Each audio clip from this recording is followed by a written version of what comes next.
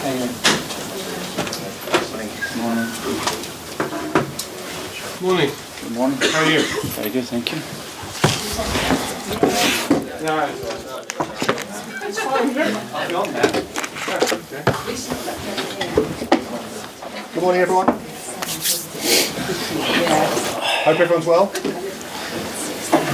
When the camera's ready at the back, just to kick off, we'll kick off with the live section, then go into 10:30 tonight. So if we're all ready at the back, we'll look to Gail from Sky to kick off.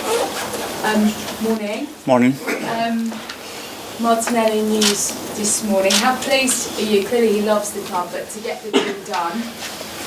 And how much progress do you hope we'll see from him over the next 4.5 years? Yeah, great news. Obviously, we want to build on all the talent and youth that we had in the squad, so it's great to see them happy and willing to commit to the club and what we want to do for the future. So it's a player with enormous potential that still has so many things to improve, but is already performing at a really high level.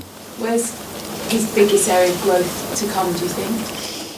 I think in all departments, to be fair, and when you ask him, he can develop physically, he can develop mentally, he can develop in terms of consistency, he can develop defensively, he can develop in the final third, in the spaces that he occupies. His numbers can be improved, and he's so willing. That's the best thing about Gabi. Obviously, he's been key for you alongside Saka and Saliba, and we know that contract talks are ongoing with those two. Are you any further down the line? How important is that just to get done and then you can kind of move on? Part of the plan, obviously, is to extend the contracts of our biggest talents at the club and commit them for the future, and we are trying to do that. And we have started with Gabi, which is good news. And the others? And the others will be done whenever we can. We have to agree on that. You don't see any problem with any of them, though, no? I see everybody really happy, really willing to continue at the club, but obviously we have to meet everybody's expectations, and timing is key on that. And just on to the game tomorrow, Thomas Partey, we know, came off and had that MRI scan. How's he, and will he be fit for tomorrow? Let's see. That one is still a doubt. Let's see today how he comes in and he's able to train with the team or not, and we'll make the decision on that. But at this stage, not ruled out, and it's not a serious injury? It's not ruled out, and it's nothing very significant, but it was significant enough to get him out of the game, which for Thomas is a bit unusual, but hopefully he will be fine. And Jorginho joined you on Tuesday. He said that the move came around quite quickly. He was quite surprised for him. When did you kind of target him, and how pleased are you to have him? Many years ago, to be fair. This time. We knew that in this market you have to adapt and you have to be flexible and you have to be ready for inconvenience. We had a big one, obviously, with the latest news on Mo's injuries, and we needed a player in that position. It's a player that I always admire, a great character, someone is going to bring leadership at quality in the position, and is going to help the team a lot.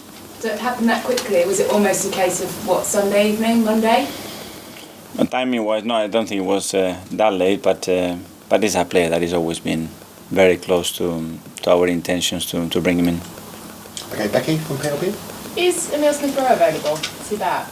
Not yet. Not yet. Okay. What was your reaction when you heard it was Sean Dyche that had been appointed the Everton manager?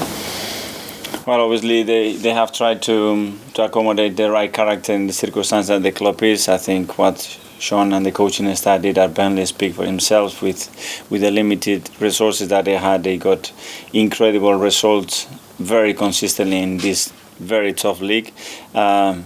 I like a lot the character, his presence, and the clarity that he brings in his team. So hopefully after tomorrow, it will be a great fit for Everton. Well, on the game tomorrow, it's sort of second from bottom versus top on paper, but going to Goodison, do you think mentally it'll be a real tough test tomorrow? No, and we have the experience in the last few years how tough it's been, and we didn't get the results that we wanted. When it's a new manager, the environment will change. A lot of things change during the week. So it's going to be a really tough test. Okay, Thank thank you. you. Ian from TalkSport. Hi, Mikel, how are you? I'm very good, thank you. Just tell us how happy you are with your January transfer business, bringing in Trossard, bringing in obviously Jorginho on the final day. Yeah, a really tricky one, but I think at the end it's a really positive one. I think we have three main key areas of positions that we wanted to improve and fulfill. We've done it. With Leo, we bring a player that already knows the league, that already has been performing at a great level, that has the versatility that we needed and adds quality and goal threat in the squad, especially after the injury of Gabi. With Jakub, a young talent with incredible potential that is going to adapt really well to our way of playing, and we didn't have a backup centre-back for the whole season. And then the last one with George, a player that speaks to himself. You look at his CV, his playing record, his quality. I think we made some really good decisions there. And as well, we have offloaded the squad with three players, Sambi, that needed time and games to develop the talent that he has. And I think in Palace we found the right club with the right coaching staff as well. So hopefully that will work out.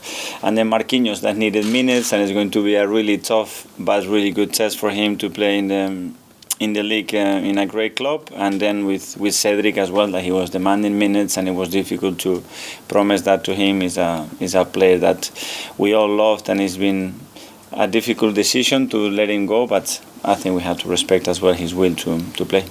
You've done what you wanted now. In a sense, are there no excuses if you don't win the title from the position you're in, the players you've got in, the squad you now have? If you want to put it that way, it's fine. How would you put it?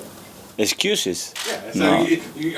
I think every team who's been on 50 points at this stage of the season has gone on to win the league. So No, what we have to do is train really well tomorrow and win, and play well to win. That's the only thing we can do, because we cannot play every player that we have in the squad. I think we have to pick 11 and then the substitutes. So I'm glad you brought that up, because I was going to mention not necessarily just Chelsea, but in general, the amount that was spent in the January transfer window was unbelievable, considering the times that we're living in.